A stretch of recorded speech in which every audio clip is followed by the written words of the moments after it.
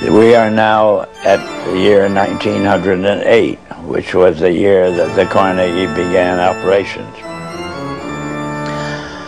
And in that year, the trustees, meeting for the first time, raised a specific question, which they discussed throughout the balance of the year in a very learned fashion. And the question is there any means known more effective than war, assuming you wish to alter the life of an entire people? And they conclude that no more effective means than war to that end is known to humanity. So then in 1909 they raised the second question and discussed it, namely, how do we involve the United States in a war? Well, I doubt at that time if there was any subject more removed from the thinking of most of the people of this country than its involvement in a war. There were intermittent shows in the Balkans, but I doubt very much if many people even knew where the Balkans was.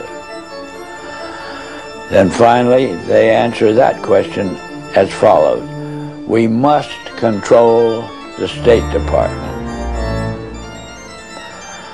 And then that very naturally raises the question of how do we do that?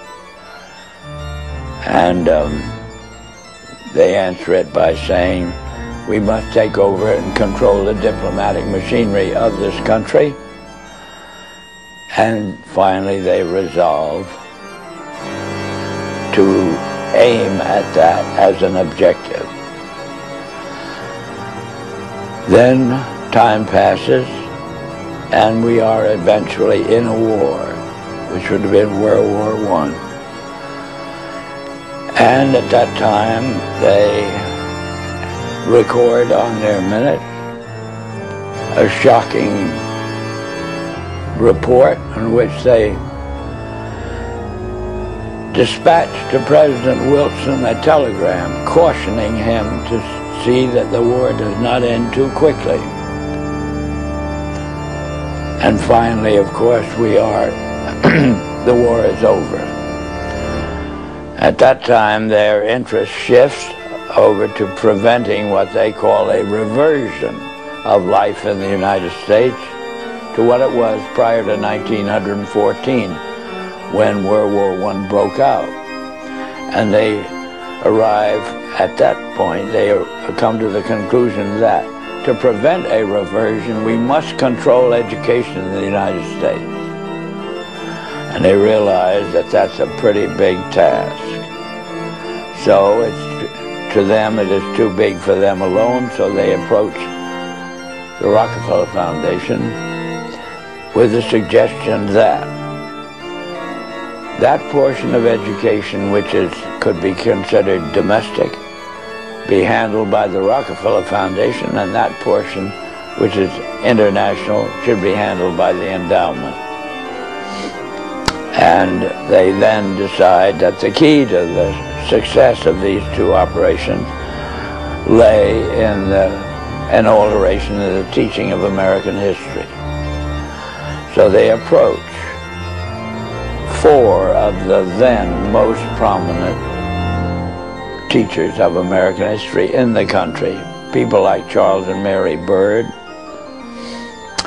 and their suggestion to them is, will they alter the manner in which they present this subject? And they get turned down flat. So they then decide that it is necessary for them to do, as they say, build our own stable of historians.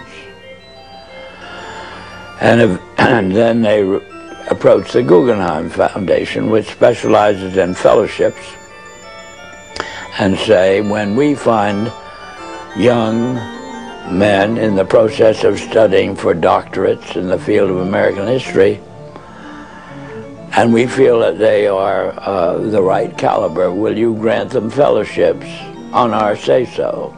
And the answer is yes.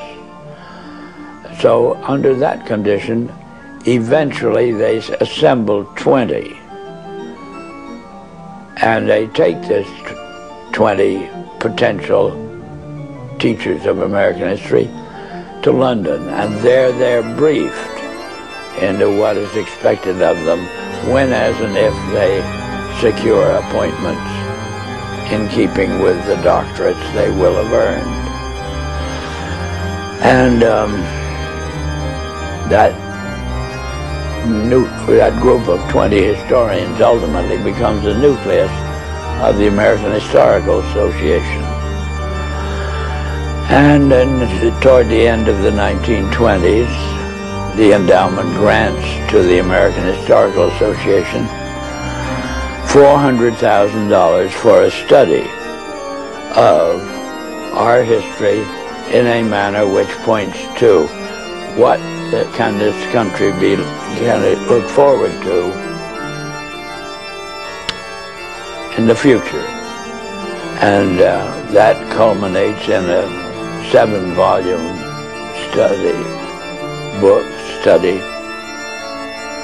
the last volume of which is, of course, in essence a summary of the contents of the other 6.